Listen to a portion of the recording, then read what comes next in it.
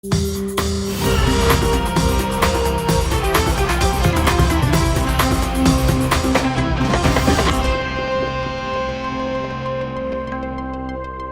a fim de ter uma aula com um ex-ministro da Fazenda, ex-ministro da Ciência e Tecnologia, doutor honoris causa, eleito maior intelectual do Brasil em 2014 e um dos grandes professores que a gente tem no nosso país?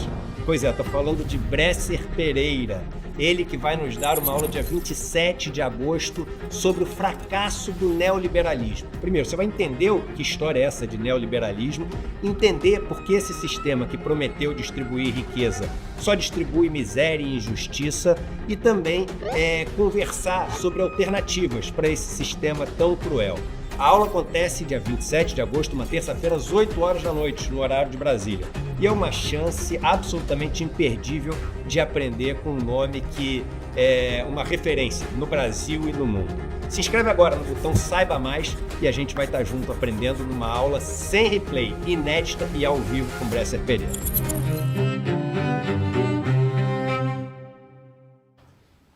Muito bem, pessoal, quinta-feira, 22 de agosto, 7h02 da manhã, estamos começando o Desperta ICL de hoje. Muito bom dia para todo mundo que já está conosco ao vivo, horário de Brasília, né? Para você que está em outros lugares por este mundão de meu Deus, muito boa tarde, muito boa noite, muito boa madrugada. Para quem nos acompanha na reprise também, é um prazer imenso ter a companhia de todo mundo que já está por aí. Bom dia para o pessoal que está no nosso chat.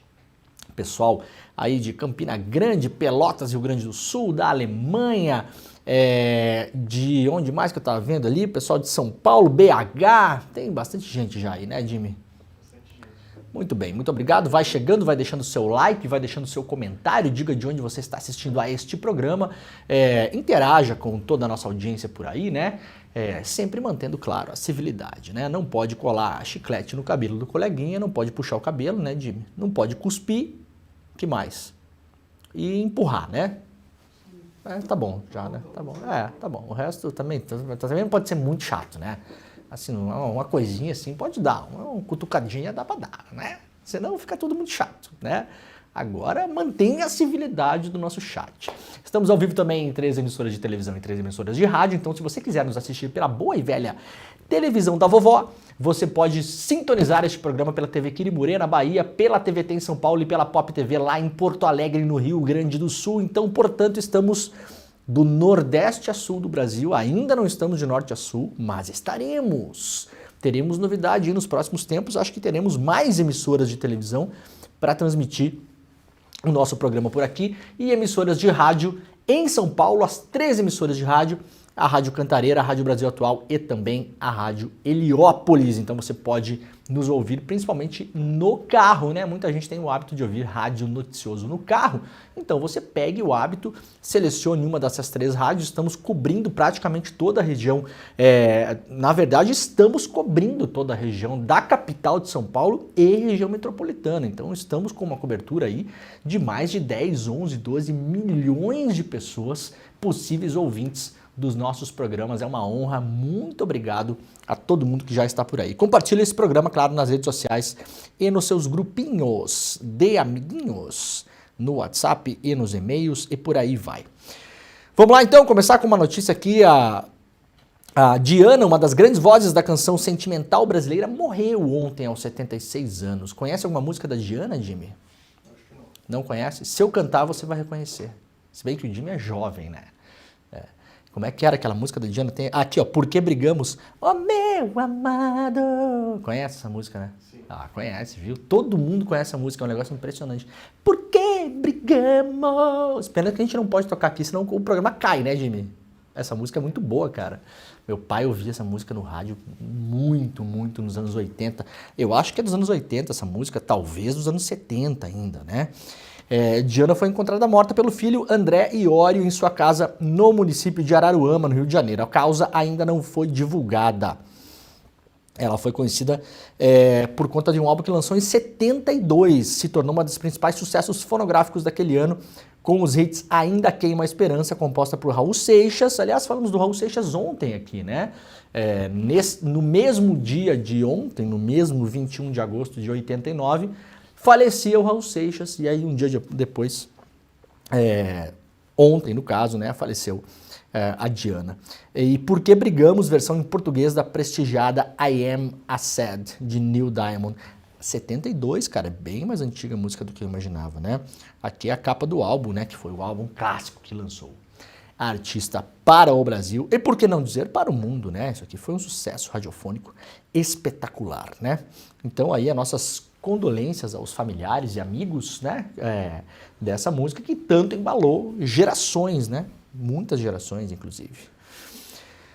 Muito bem, o sul do país pode ter temporais, sudeste e centro-oeste seguem com tempo firme. Veja a previsão do tempo lá no iclnoticias.com.br. Se você quiser ver toda a previsão do tempo para todas as regiões do país, nós temos aí publicado na capa do nosso site, principalmente a região sul, onde vai ter um ciclone extratropical que está sobre o Uruguai e influencia as condições climáticas da região, reforçando instabilidade sobre a região do Rio Grande do Sul.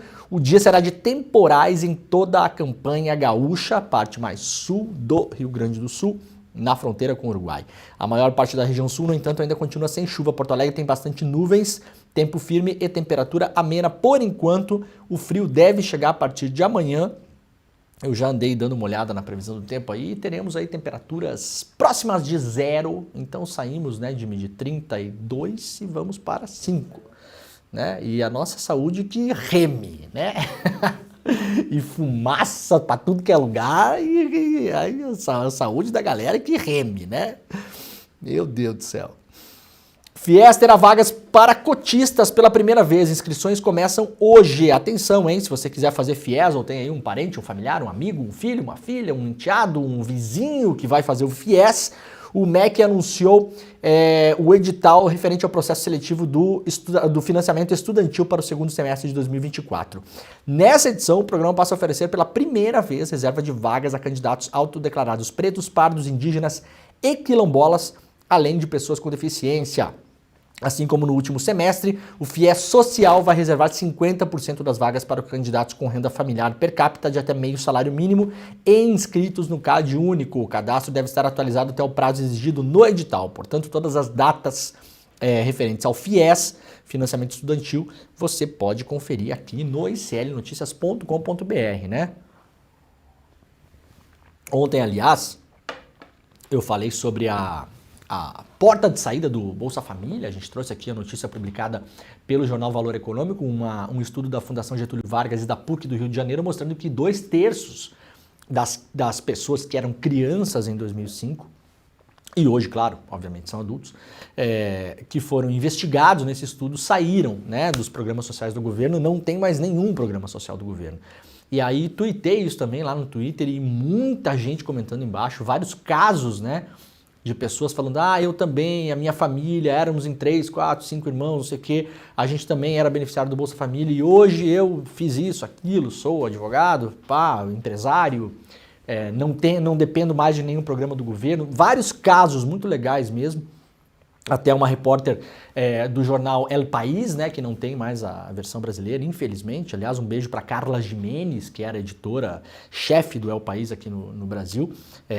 Minha amiga e excelente jornalista, mas principalmente excelente pessoa, né, que é o que importa primeiro, né. Mas a repórter do El País lá na Espanha, eu vi que ela estava buscando lá casos, né. Acho que o El País vai publicar alguma matéria sobre isso recentemente, daqui a pouco. E o FIES também muito citado nas respostas. Muita gente fez FIES.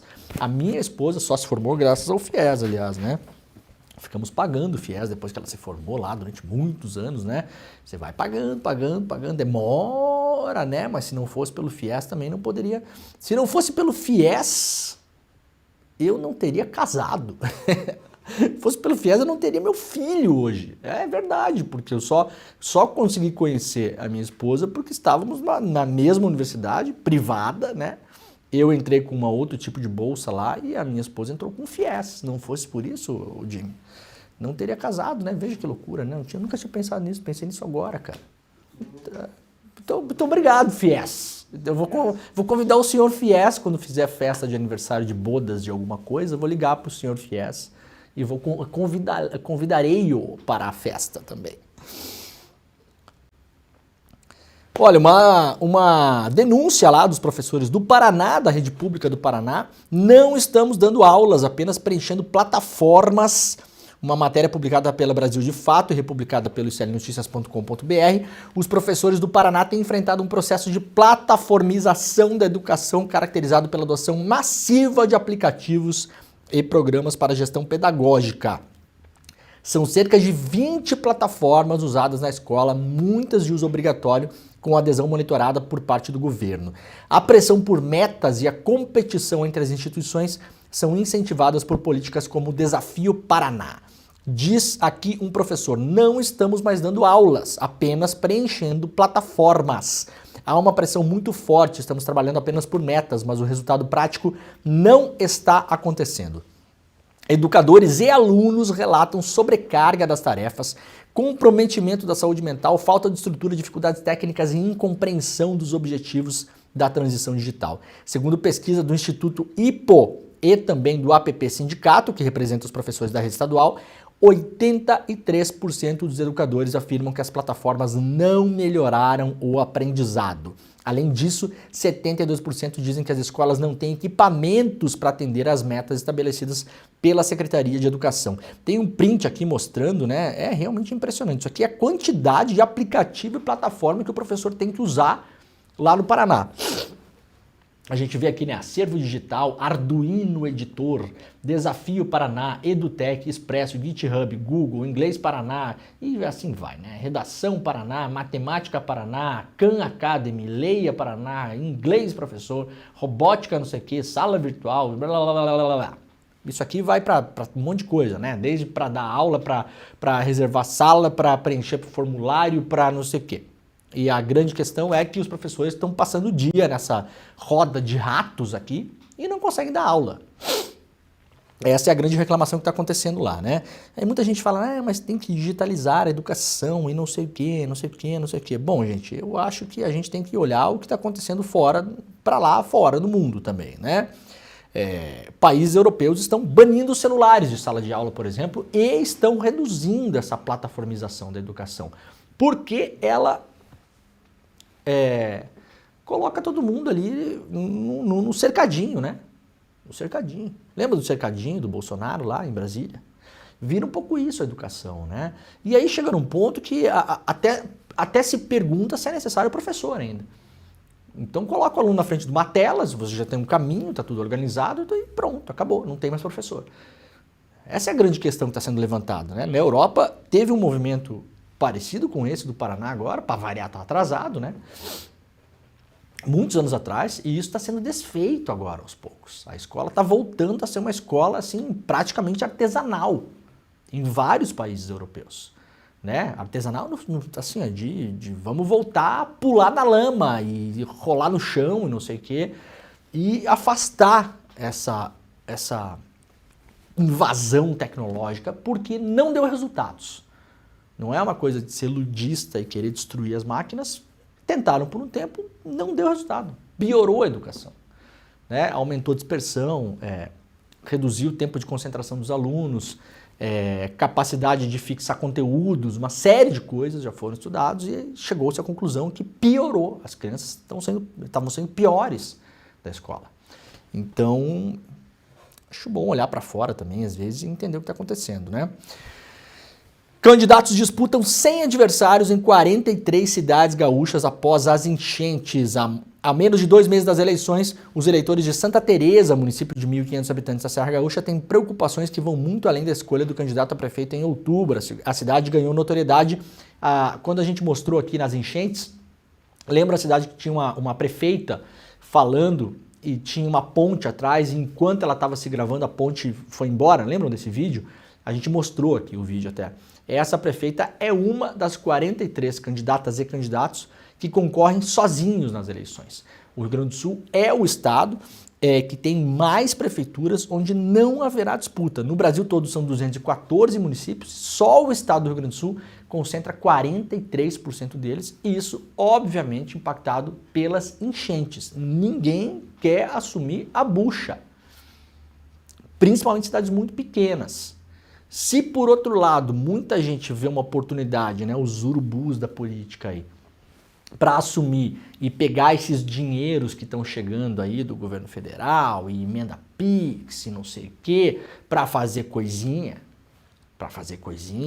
que vai começar a aparecer também, é inevitável, muita gente séria não quer assumir, né? São 43 cidades. Nesses casos, o candidato ou a candidata única precisa de apenas um voto para ser eleito.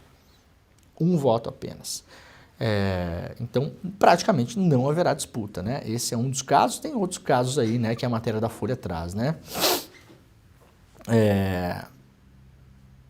Várias cidades gaúchas, 43, né, dos 214, informação do Tribunal Superior Eleitoral. O número é o dobro de 2020, quando 107 cidades tiveram apenas um nome inscrito para concorrer ao Executivo Municipal. Olha, ontem nós falamos aqui, essa semana toda, né, sobre o Idiota 2.0, né, Pablo Marçal. O 1.0 é o Jair, né, e agora a gente tem a versão atualizada, né, da estupidez na política, né. E a coisa estava andando meio de lado lá em São Paulo, porque o Bolsonaro, como sempre, estava com um pé em cada canoa ali. Mas, como eu falei ontem aqui, aliás, hoje tem Datafolha, né? Vamos ver se vai dar tempo de dar no programa. Eu acho que não, mas depois no ICL Notícias primeira edição, vamos ver se a gente consegue pegar. O Marçal começou a crescer muito e tomar votos do Nunes. O Nunes é o candidato do Bolsonaro, mas tinha uma questão ali em São Paulo. Em São Paulo, o Bolsonaro, ele é um péssimo cabo eleitoral. As pessoas rejeitam o Bolsonaro muito mais do que aceitam. Então o Bolsonaro é um bom cabo eleitoral para quem é desconhecido, porque ele leva você até um determinado patamar, mas dali não passa porque começa a bater a rejeição. Como o Nunes já tinha passado dessa barreira, o Nunes estava meio escondendo o Bolsonaro. Tava, né? Os candidatos ligados ao Nunes em São Paulo, ninguém está tirando foto com o Bolsonaro nem nada, porque a população rejeita o Bolsonaro em São Paulo. A figura dele em São Paulo, capital, tá, gente? São Paulo, capital. No interior é diferente, o interior foi o interior que elegeu o Tarcísio. Estou falando da capital. E aí, 36% das pessoas que disseram que votaram no Bolsonaro em 2022 estavam votando no Marçal. Por quê? Porque ninguém sabia quem era o candidato do Bolsonaro e as pessoas olhavam e pensavam, quem é o mais idiota aqui? Ah, esse então deve ser esse, né? Ah, quem são os candidatos? Ah, tem esses todos aqui. Quem é o mais imbecil? O mais imbecil é esse aqui. Ah, então, obviamente, óbvio que é o candidato do Bolsonaro. Aí o Bolsonaro teve que sair da toca essa semana e falar, não, este idiota não é o meu candidato, é o Nunes. É o Nunes, vota no Nunes. E mesmo assim tá tendo uma rejeição. Agora tá um Deus nos acuda, né? Todo mundo ligado aí ao bolsonarismo saiu da toca ontem. O Eduardo Bananinha fez um vídeo aqui, né? Detonando o Pablo Marçal, chamando de arregão e falando da ligação dos assessores do partido do Marçal com o PCC. Foi pra cima, tirou toda a caixa de ferramenta, né? Que ele deu uma entrevista e falou uns negócios de marxismo e depois pediu para tirar. Então, assim, direta ou indiretamente, ontem o Marçal foi chamado de comunista, traficante e arregão. Né? Assim, tranquilo. Aliás, o Bananinha fez a harmonização facial, hein? Porque essa boquinha dele aí tá esquisita, né? O Jimmy tá passando batom, será? Acho que também tem um botox ali, eu acho, né? O pai, esses dias, apareceu todo bronzeado. Acho que deve ter ficado naquelas câmeras de bronzeamento artificial lá. E agora tá um pega pra capar na extrema-direita brasileira. E tem um recado pros Bolsonaro aí, né? O tal do bolsonarismo, ele sofre abalos. Por quê? Porque apareceu, como diz um amigo meu, sempre tem um louco mais louco que o louco, né, Odi? Então apareceu um louco, mas mais louco. Apareceu um pior. Se vocês olharem nos comentários das postagens do Eduardo Bolsonaro, muita gente embaixo falando que vai votar no Marçal e dando os piores motivos, né? Ah, não vou votar no Nunes porque ele não atacou Alexandre de Moraes, né? e porque não sei o quê, e o seu pai também, quando teve a chance para fazer não sei o quê, geralmente dá um golpe de Estado sem falar a palavra golpe, não fez, e agora as pessoas acham que o Marçal vai fazer, né? Então, o tal do bolsonarismo, a gente está vendo aqui na eleição de São Paulo, não é bem bolsonarismo raiz. É extremismo de direita mesmo. A pessoa tá pulando fora do que o Bolsonaro vai... O Bolsonaro vai me mandar votar no cara, mas não vou votar no outro aqui porque eu acho que o cara é o doidão. Eu quero o mais doidão. Apareceu o mais doidão. Né? E o Bolsonaro não tá ligado ao mais doidão. Então agora vocês verão ataques em cima do Marçal de todos os lados, né? E isso dá a chance pro cara crescer, eu acho, infelizmente. As notícias que saíram ontem ou anteontem são negativas de um ponto de vista até eleitoral, né? Porque o brasileiro tem muito essa história da corrupção, do bandido bom é bandido morto e tal. Aí aparece o Marçal condenado por formação de quadrilha, não sei o quê, participava de uma mega quadrilha de roubo de dinheiro da poupança das pessoas, né? Isso não bate bem porque pega justamente na parada que essa galera diz que defende, né? Que é contra o bandido, contra a corrupção, e você aparece como um bandido condenado. De fato, bom não é. Agora, todas as outras polêmicas que o Marçal criou, todas elas são boas para ele, né? E os bolsonaros sentiram isso, vão tentar correr atrás porque talvez esse cara possa tirar o lugar do segundo turno de alguém. Não sabemos. Vamos ver como é que vem a Datafolha hoje, né? Talvez vai vir com um empate triplo aí dos 3 candidatos. Ricardo Nunes perde a linha e diz que Paulo Marçal é um palhaço se divertindo no picadeiro. Não temos dúvidas, né? Orçamento secreto, Dino envia a PGR lista de possíveis irregularidades. A relação tem 21 procedimentos e foi encaminhada ao Supremo Tribunal de Contas da União. O ministro Flávio Dino, do Supremo Tribunal Federal, enviou à PGR uma lista de processos do Tribunal de Contas da União com possíveis irregularidades das emendas parlamentares RP9, emendas de relator do orçamento, chamado o antigo orçamento secreto. A lista tem 21 procedimentos. A decisão de Dino foi tomada após uma reunião de conciliação com representantes do Congresso, Governo Federal e TCU. Os órgãos fazem parte de uma comissão criada para organizar as emendas aí, emenda secreta, emenda PIX, emenda não sei o que. Essas irregularidades não se referem necessariamente a 21 parlamentares, né?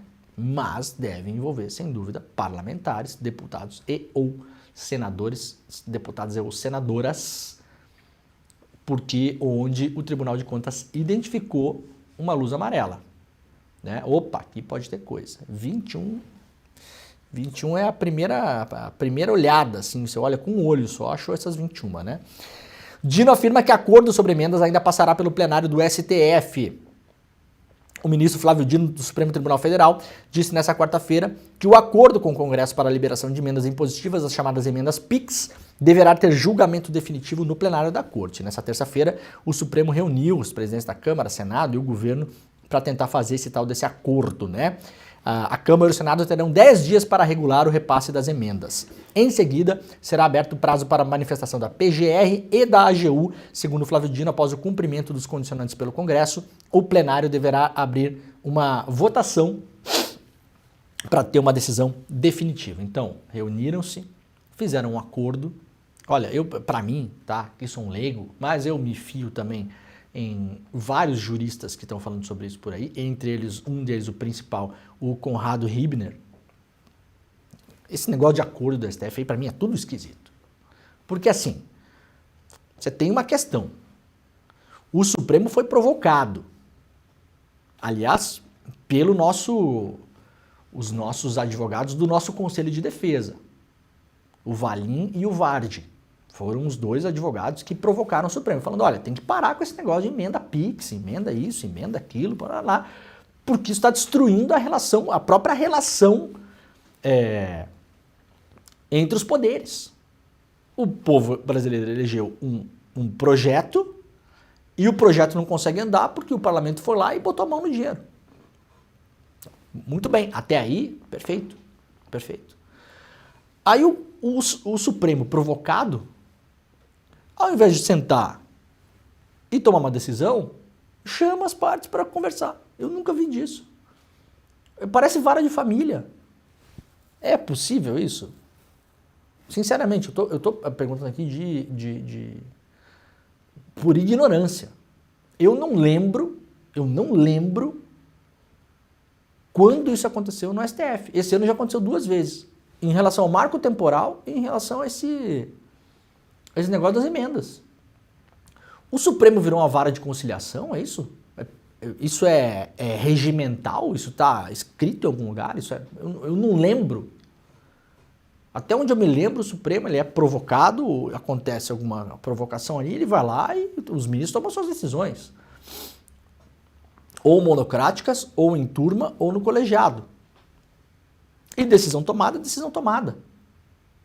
Agora você imagina assim, virou corte de conciliação, ou não, vamos pegar aqui os indígenas e os grileiros para ver aqui, vamos pegar aqui o Lira, o Pacheco, não é para ver como é que é o negócio aqui. Não se decide mais nada, você vai sentar, conversar com todo mundo, é isso agora? Eu acho esquisitíssimo essas coisas. Para dizer o mínimo. E sabem o que vai acontecer? Vai acontecer isso aqui, ó. A ala do governo Lula teme novas armadilhas do Congresso após acordo sobre emendas.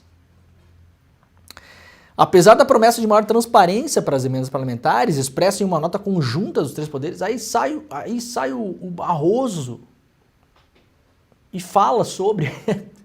Vocês imaginem isso, tem uma audiência de conciliação, aí sai o juiz da sala, o juiz sai e fala, não, nós conversamos aqui com as partes.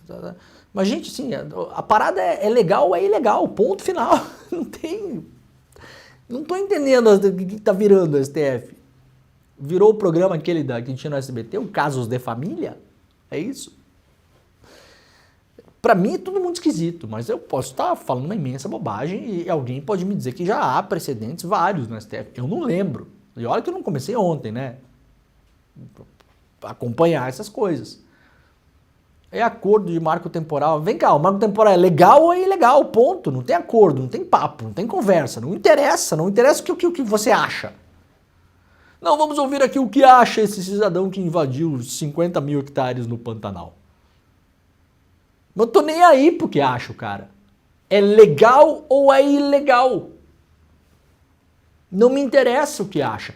Bom, quer ouvir eventualmente as partes, ou elas precisam ser ouvidas, ou elas podem ser ouvidas, que se manifestem nos autos. Manda lá.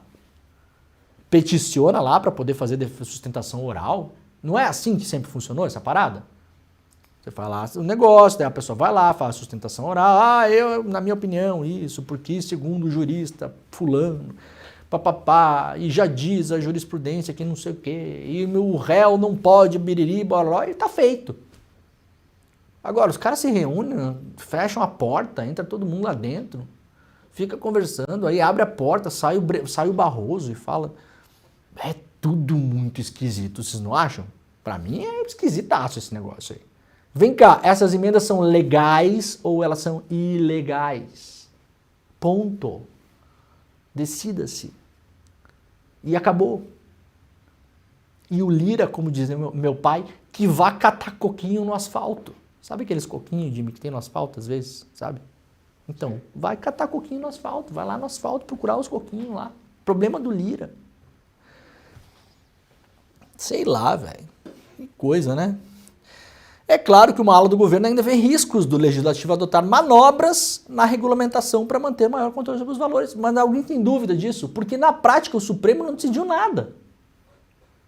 Tem ali umas regrinhas, umas coisinhas e tal, assim. Se for como foi decidido na reunião, melhora um pouco para o governo? Melhora um pouco, mas vem cá de novo, vou perguntar de novo. Essas emendas, elas são legais ou ilegais?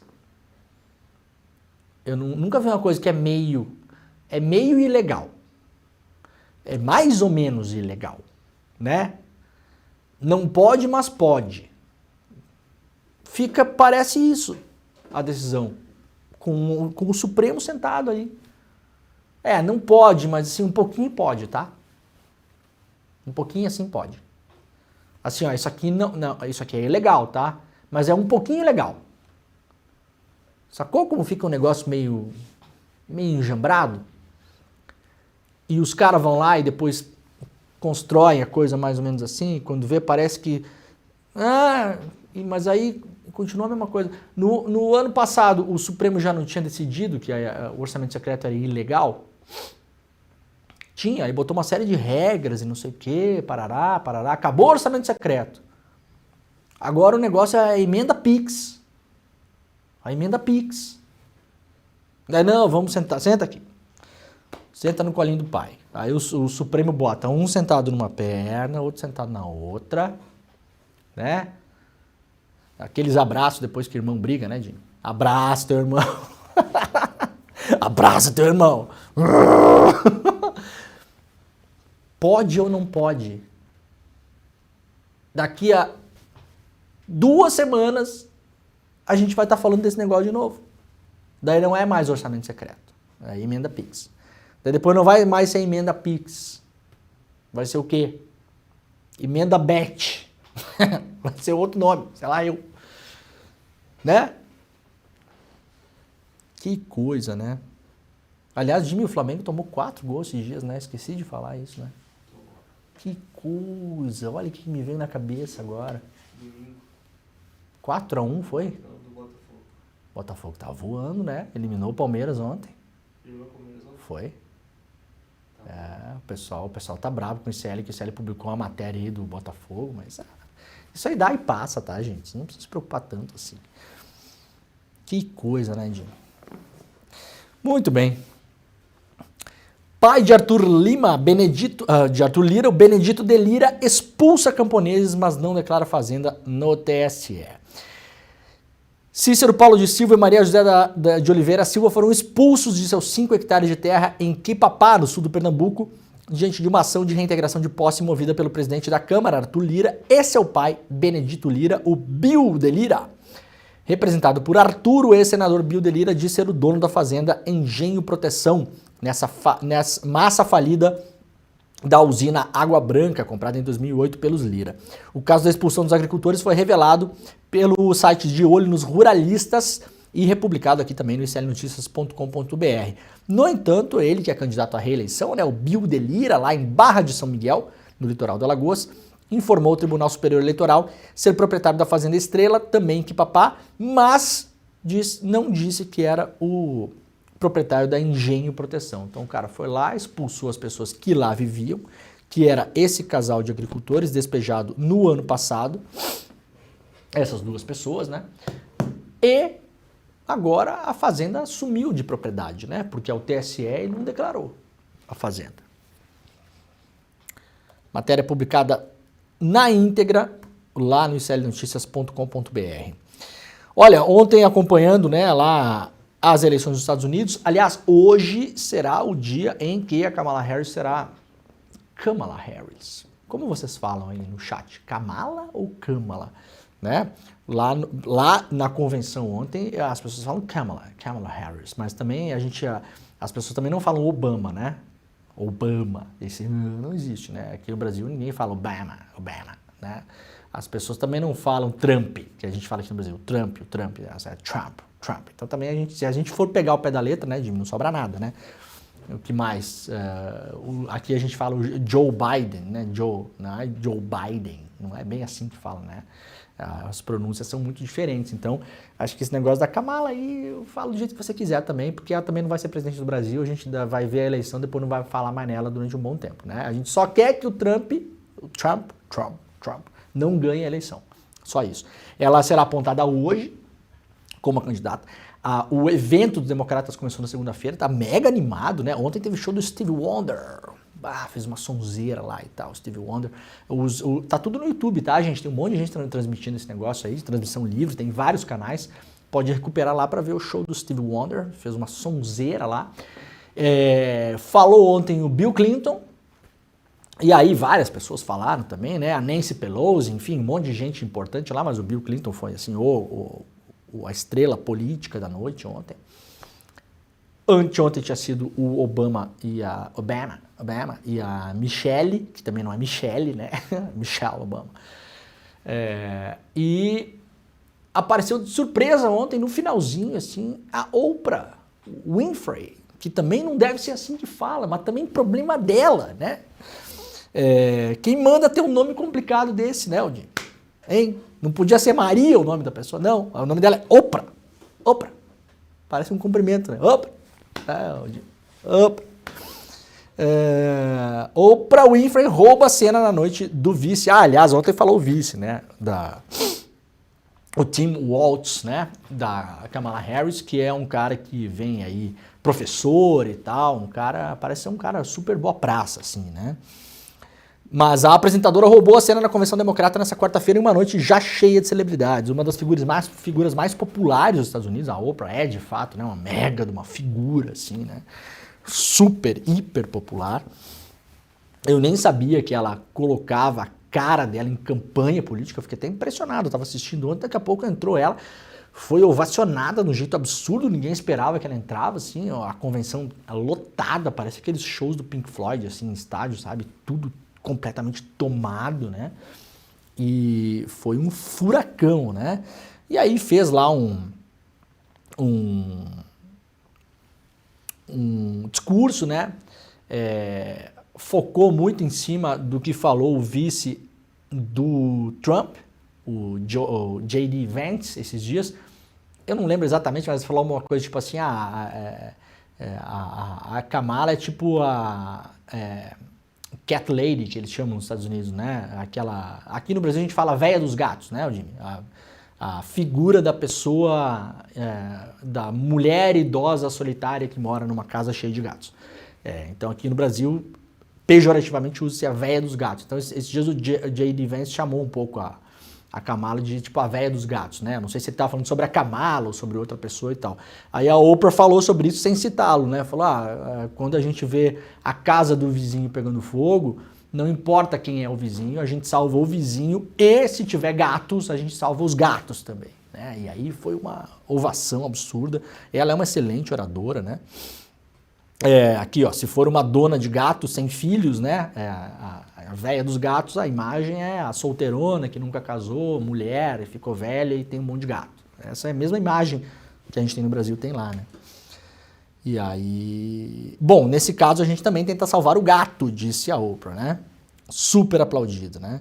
Referindo-se à fala do vice de Donald Trump, o J.D. Vance, interrompida por aplausos. Oprah fez um discurso patriótico na tentativa de descrever o espírito americano como solidário, trabalhador e batalhador, reforçando a estratégia da campanha democrata. Pessoas que querem que você veja a nossa nação como nós contra eles. Querem assustar você, dominar você. Há pessoas que dizem que livros são perigosos e fuzis são seguros. Nós estamos acima dos velhos truques e armadilhas que usam para nos distrair do que realmente importa. Somos melhores do que tweets ridículos. Isso aqui ela faz referência às armadilhas digitais, né, que pegou todo mundo de surpresa em 2016 nos Estados Unidos, como aqui no Brasil em 2018, e agora a Oprah meio que mandou a letra, assim, ó, a gente já sabe qual é que é a de vocês, tá? Polêmicazinha idiota, frase imbecil, dominar o espaço público, encher o debate público de porcaria o dia inteiro, confundir as pessoas, criar caos e crescer no caos. Então ela quis dizer um pouco isso. A gente já sabe. Já não, né? Já não. Passou um tempão aí, né? Muito bem, Bill Clinton ironiza a idade de Trump e diz que escolha por Kamala é clara. Isso aqui ficou muito engraçado, né? Porque antes o Biden era velho demais para concorrer. Agora o idoso da parada virou o Clinton. Bom, o Clinton também já é idoso, né? Mas o idoso da eleição virou o Trump, né? Virou. E aí muita gente, inclusive eu esses dias nas redes sociais, provocando, né? Escrevi só essa frase. Vocês não acham o Trump muito velho para concorrer? Escrevi só essa frase. Parafraseando, claro, né? Os idiotas que falavam isso do Biden. E aí, cara, que pescaria de maluco embaixo, né? Então agora você está dizendo... vocês não entendem nada. Vocês não sabem nem brincar. Nem isso vocês sabem. Honra da minha vida, diz Tim Walz, né, que é o vice lá sobre a nomeação. Uma reportagem publicada... Isso aqui deve ser tradução, né? Tem aqui, peraí, deixa eu ver. Só pra gente dar o crédito direito, porque eu acho que não é da Folha, né? Não, acho que é da Folha mesmo. Nós estamos no ataque e estamos com a bola, disse vice de Kamala Harris. Tim Walz destacou o passado como militar, professor e técnico de futebol americano em seu discurso de aceitação da nomeação democrata. Ele já foi nomeado ontem, né, como vice, né? Hoje é o oficial. Hoje a Kamala Harris vai falar, né? E é um bom resumo, falei sobre isso ontem, segunda-feira, né, gente? A campanha democrata agora, de fato, está no ataque e está com a bola. A campanha do Trump aí tá perdidaça na defesa, tá todo mundo correndo e não sabe o que fazer. Porque depende de pautar o debate público e não tá conseguindo fazer isso. Não tá conseguindo fazer e não tá com cara de que vai conseguir virar esse jogo do debate público. Vai ganhar a eleição? Não, eu não sei, né, gente? Ninguém sabe se vai ganhar. Tô dizendo como tá o negócio agora.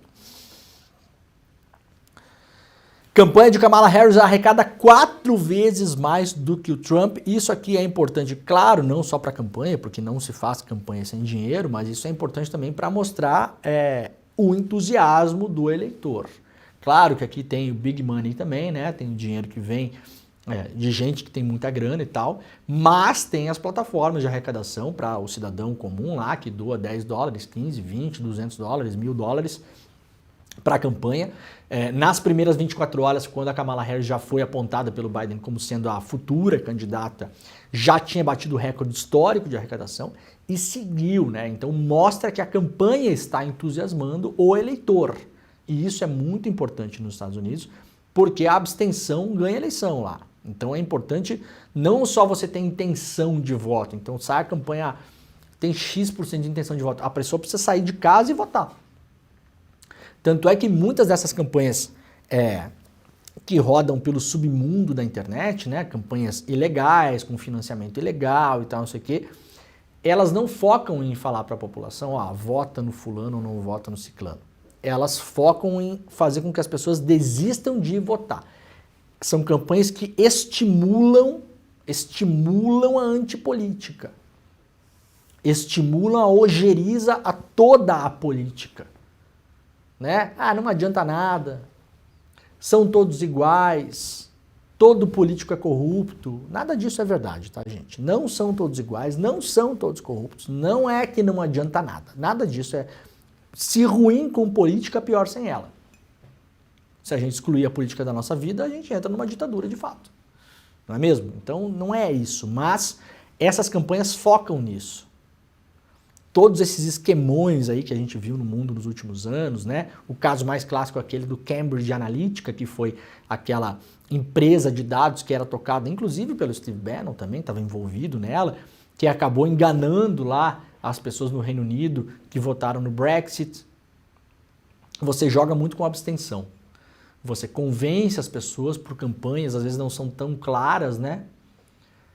Para as pessoas não irem votar. E quando você convence uma massa a não ir votar, o que acontece? Vencem os radicais. No mundo tem acontecido que vencem os radicais de direita. Por quê? Porque são os mais engajados. O eleitor do Trump, mega radical, ele vai votar. Vai votar. Pode estar acontecendo um tornado na cidade dele. Ele vai entrar no carro e vai votar, porque ele está ultra radicalizado. Então a grande campanha que é feita muitas vezes é para desestimular a pessoa que... não, se eu for votar, eu voto na Kamala Harris, mas também assim, se aparecer outra coisa para fazer, eu vou fazer. Daí também, sei lá. E aí não vai. E nisso perde a eleição. Bom, claro, capa do New York Times e do Washington Post, os dois principais jornais dos Estados Unidos, né? Totalmente tomada pela convenção dos democratas. Destaque aqui, principalmente para o Tim Walz, e também para a Oprah, né, que apareceu lá.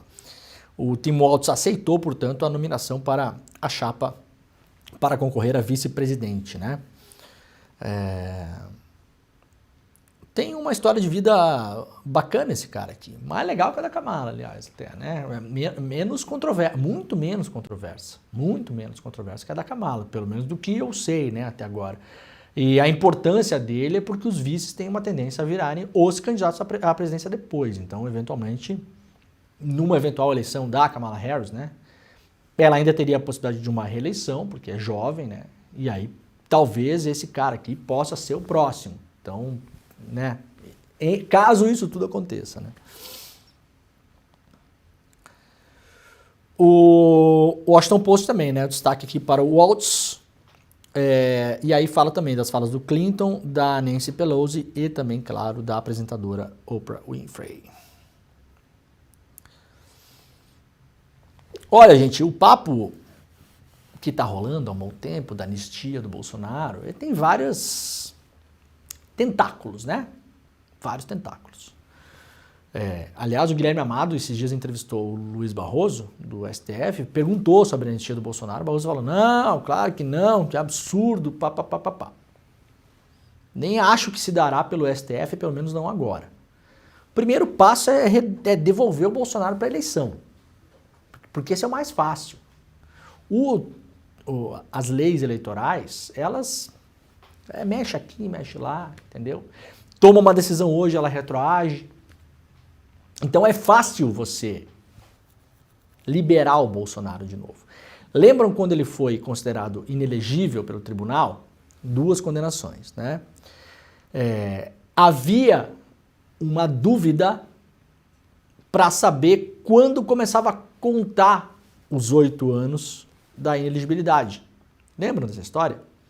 Começa a contar a partir da decisão proferida ou a partir do final da pena. Por que isso é importante? Porque isso significa deixar o Bolsonaro de fora da próxima eleição presidencial e da próxima, ou não.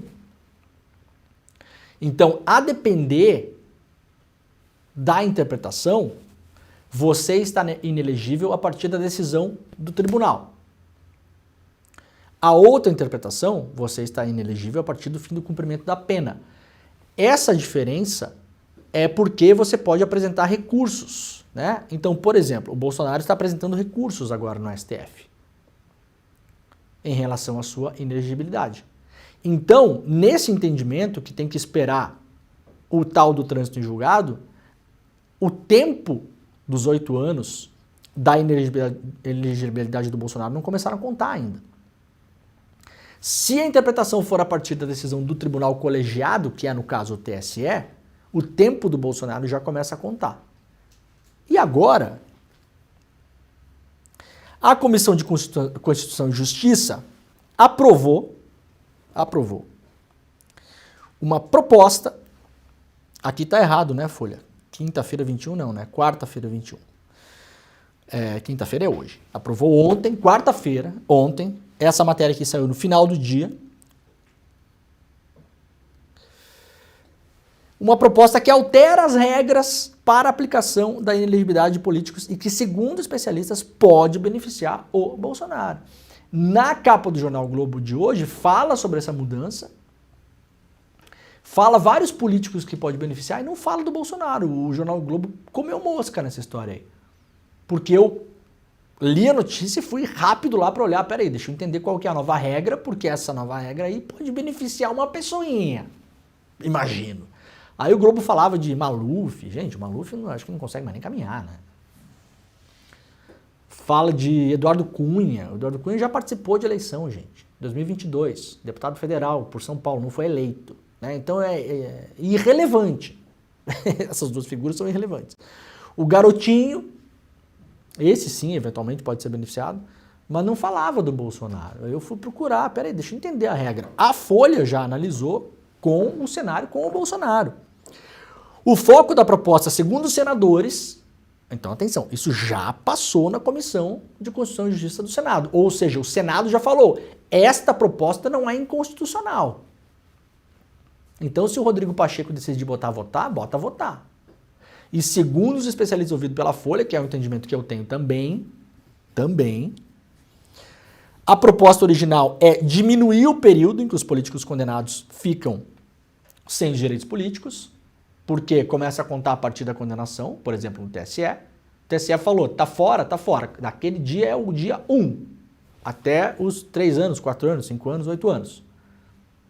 Mesmo que a pessoa esteja fazendo recursos ao STF, por exemplo, que é o caso do Bolsonaro.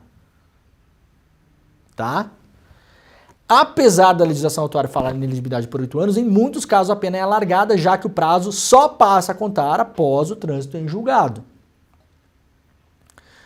Uma brecha no projeto de lei, porém, altera os casos em que a Justiça Eleitoral pode condenar políticos à inelegibilidade. O texto aprovado fala que a perda do direito político só será permitida quando condenado por abuso de poder econômico ou político, que é o caso do Bolsonaro. O Bolsonaro foi condenado por abuso de poder político. Só acontece quando ele tiver comportamentos que possam implicar a cassação de registros, diplomas ou mandatos. O Bolsonaro e o Braga Neto foram condenados pelo TSE pela prática de abuso de poder político, no caso do ataque às urnas, naquela famosa reunião dos embaixadores, lembra? Reuniu embaixadores de todos os lugares do mundo e falou, aqui tem fraude. Tem fraude no sistema. Foi condenado por isso. E foi condenado pelo abuso de poder econômico, pelo uso eleitoral das comemorações do bicentenário da independência para fazer campanha. Só que o Bolsonaro não teve cassado o registro da candidatura e também não sofreu perda de diploma e nem do mandato porque ele não foi eleito. Então vejam, usar a burocracia e a técnica legislativa para confundir as pessoas e para enganar o povo. Não vamos dar nada, tá? A gente vai só alterar aqui o tempo do cumprimento de pena, que por acaso puxa um pouquinho mais para cá e já libera o Bolsonaro, não para as eleições de 26, mas para outra. E tem mais, se o cara não teve o diploma cassado e nem perdeu o mandato, ele pode sim concorrer. Como o Bolsonaro não teve diploma cassado e nem perdeu o mandato, porque não se elegeu. Entenderam? Ele concorreu e não se elegeu. Quando o Bolsonaro foi condenado pelo TSE, ele não estava em cargo político. Então não tinha diploma para ser cassado. Não tinha mandato para perder. Diferentemente do Deltan Dallagnol, por exemplo, que perdeu o mandato, mas no caso do Deltan não ficou inelegível. O Deltan pode concorrer. Então os caras estão andando ali, bicho. Eu tô falando nisso aqui faz tempo. Faz tempo. Vai acontecer. Infelizmente, eu acho que vai acontecer. É claro que isso aqui pode ser só parte de toda essa guerra que a gente está vendo aí, né? E o STF lá deu uma cutucada, então a gente passa na CCJ aqui o projeto não sei o quê. Opa, peraí, vocês vão liberar o Bolsonaro? Não, então tá bom, emenda Pix, tá, vai. Vamos, em vez da gente julgar, vamos fazer um acordo aqui. Tá bom, pode continuar, não pode, mas pode, tá? Muda a regrinha aí, bota 3 folhas para carimbar e pronto, vai. Pode ser isso. Mas o desejo da base bolsonarista, óbvio, e de muitas outras pessoas no Senado e na Câmara, é devolver o Bolsonaro para a urna. Esse é o primeiro passo de você sanear a imagem do Bolsonaro. Os outros são mais difíceis, os processos que ele pode enfrentar pela tentativa de golpe de Estado, o processo das joias, tudo isso é muito mais difícil. Fraude no cartão de vacinação, tem vários, né? Mas você começa pelo mais fácil, porque se essa decisão for tomada e a lei for alterada, vai ter retroatividade, vai beneficiar o cara, vai beneficiar o Bolsonaro. Tá? Fiquemos de olho. Eu não quero estar certo em relação a isso, não quero mesmo. O problema é que eu estou falando esse negócio mesmo desde o ano passado. Né? E muitas vezes como voz isolada, e tomando sapatada o dia inteiro, mas tá aí, tá acontecendo, tá na nossa cara aqui o negócio. Beleza? Para lembrar, você não esqueça, né, de acessar aí o despertasl.com.br, porque na terça-feira que vem, 27 de agosto, às 8 horas da noite, a gente vai ter mais uma super aula exclusiva, ao vivo, online, grátis para todo mundo, de graça, sobre o neoliberalismo, o fracasso do neoliberalismo. Vai ser uma aula que vai ser mediada pelo Edu Moreira, né, com o professor Luiz Carlos Bresser Pereira, um ex-ministro aí da economia do Brasil. E a gente vai colocar os pontos principais aqui do porquê essa ideologia foi a grande ideologia econômica, né? A economia é ideologia, vocês sabem disso, né? Foi a grande... Aliás, a economia não é ciência exata, vocês sabem disso também, né? Pelo amor de Deus, né? Não há... Se fosse ciência exata e tão simplesmente formulável, a gente escrevia a fórmula e o mundo estava feliz, estava tudo dando certo, né? Não é, né? É ideologia pura, aliás. política econômica, é uma ciência política. Vamos explicar por que essa foi a grande ideologia do pós-guerra e por que ela fracassou. Né? O próprio FMI já admite que o neoliberalismo não funcionou. A gente vai ter essa super aula para você ficar mais ligado, ficar mais ligada, mais bem informado, poder debater esse assunto, né, com mais propriedade, entender o que acontece no mundo de hoje, entender a saída para esse lugar também. Né? Bom, para onde a gente vai agora? Para onde está caminhando essa história toda? Despertacl.com.br é o link para fazer a inscrição. Não esqueça, porque a gente manda o link no dia, vai ser na terça-feira, às 8 horas da noite, horário de Brasília, né? Ao vivo, online, grátis, então você pode acompanhar de todo lugar do mundo, mas o link para acessar vocês receberão por e-mail. Então tem que fazer a inscrição.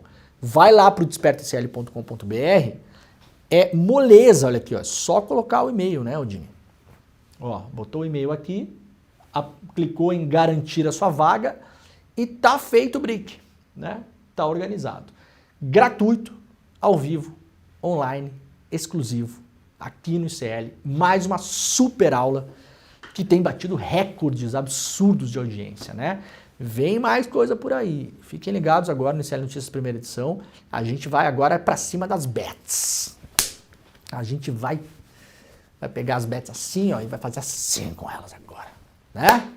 Porque isso tá virando uma praga na sociedade brasileira. Tá tirando comida da mesa, principalmente de gente pobre, tá? Tá gerando crimes correlatos, a pessoa se endivida e aí rouba o caixa do lugar onde trabalha, rouba de dentro de casa, vende coisa, assalta carro, não sei o que, pra continuar jogando. Tá assim, ó, epidemia. E a gente vai para cima dessa epidemia, uma epidemia de saúde pública e de segurança pública do Brasil. E agora a gente vai para cima, a gente produziu um mega documentário sobre isso. Mega documentário. Eu já assisti. Espetacular. Então daqui a pouquinho, fiquem de olho que a gente vai comprar essa briga, tá bom? Por enquanto, inscreva-se em despertacl.com.br para acompanhar essa aula de terça-feira. Muito obrigado, daqui a pouquinho eu tô lá no ICL Notícias primeira edição. O Desperta volta amanhã, 7 horas da manhã, horário de Brasília. Um grande beijo e tchau. Outro dia o meu amigo José Sócrates, ex-primeiro-ministro de Portugal, me falou uma frase que eu adorei. O futuro antigamente era muito melhor. E é verdade, cada vez menos a gente consegue imaginar um futuro mais promissor. E tem um culpado para isso, o neoliberalismo, o sistema que fracassou. No dia 27 de agosto, uma terça-feira, às 8 horas da noite, Bresser Pereira, um dos maiores professores do Brasil, ex-ministro da Fazenda e da Ciência e Tecnologia, vai nos dar uma aula sobre o neoliberalismo, explicando por que esse sistema é tão fracassado e o que imaginar como alternativa a esse sistema. Você não pode perder essa aula. Não perde a chance de aprender com o maior intelectual do Brasil, o maior entendedor sobre esse tema e um tema que divide tanto a sociedade. Dia 27 de agosto, às 8 horas da noite, a gente se vê.